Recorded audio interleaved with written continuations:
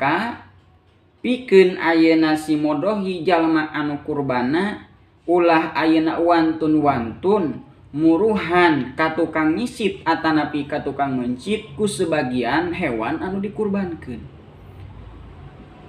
Hewan anu dikurbankeun mah ku eta ayeuna si modohi mutlak we bagikeun ka fakir miskin, bagikeun ka jalma beunghar atanapi nyokot manehanana sapertiga. Meunang dina agama ge dina keterangan-keterangan ayeuna kitab-kitab ge nyana urang sapertiga pasunatan ngan langkung afdol mah lukmatan sahwafan sadayana dibagikeun ka fakir sinareng miskinna.